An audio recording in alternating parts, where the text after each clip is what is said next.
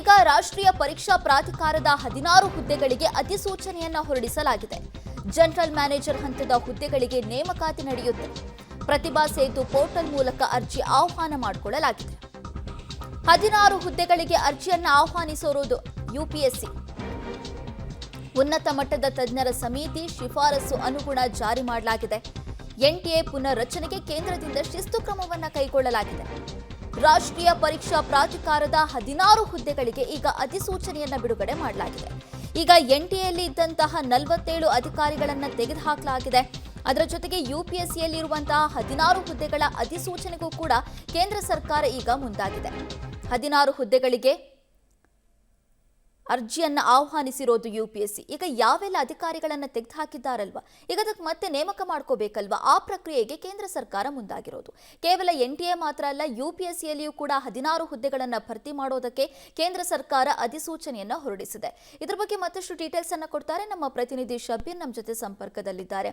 ಶಬೀರ್, ಈಗಾಗಲೇ 47 ಅಧಿಕಾರಿಗಳನ್ನ ತೆಗೆದುಹಾಕಲಾಗಿದೆ. ಅದರ ಜೊತೆಗೆ ಯುಪಿಎಸ್ಸಿಯಲ್ಲಿಯೂ ಕೂಡ 16 ಅಧಿಕಾರಿಗಳ ನೇಮಕಕ್ಕೆ ಕೇಂದ್ರ ಸರ್ಕಾರ ಮುಂದಾಗಿರೋದು. ಏನಿದೆ ಇದ್ರ ಬಗ್ಗೆ ಡೀಟೇಲ್ಸ್?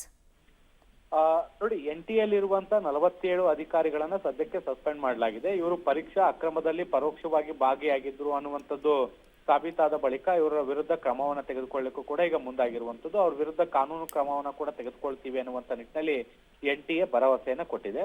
ಈ ಬೆಳವಣಿಗೆಗಳ ನಡುವೆ ಈಗ ಜನರಲ್ ಮ್ಯಾನೇಜರ್ ಮಟ್ಟದ ಹುದ್ದೆಗಳಿಗೆ ನೇಮಕಾತಿಗೂ ಕೂಡ ಈಗ ಕಾಲ್ಫಾರ್ಮ್ ಅನ್ನ ಮಾಡಲಾಗಿರುವಂತದ್ದು. ಒಟ್ಟು 16 ಹುದ್ದೆಗಳಿಗೆ ಈಗ ನೇಮಕಾತಿಗೆ ಜಾಹೀರಾತನ್ನ ಕೂಡ ಎನ್ಟಿಎ ಕೊಡ್ಲಾಗಿರುವಂತದ್ದು. ಪ್ರತಿಭಾ ಸೇತು ಪೋರ್ಟಲ್ ನ ಮೂಲಕ ಒಟ್ಟು 16 ಹುದ್ದೆಗಳನ್ನ ಭರ್ತಿ ಮಾಡ್ಕೊಳ್ತೀವಿ ಅನ್ನುವಂಥದ್ದನ್ನ ಕೂಡ ಈಗ ಎನ್ಟಿಎ ಹೇಳ್ಕೊಂಡಿರುವಂತದ್ದು. ಆ ಮೂಲಕ ಮತ್ತಷ್ಟು ಪಾರದರ್ಶಕತೆಯನ್ನ ಮತ್ತೆ ಹೊಸ ನೇಮಕಾತಿಗಳನ್ನ ಮಾಡೋ ಮೂಲಕ ವ್ಯವಸ್ಥೆಯಲ್ಲಿ ಒಂದಷ್ಟು ಬದಲಾವಣೆ ತರುವಂತ ಪ್ರಯತ್ನವನ್ನು ಕೂಡ ಈಗ ಸದ್ಯಕ್ಕೆ ಎನ್ಟಿಎ ಮಾಡ್ತಾ ಇದೆ.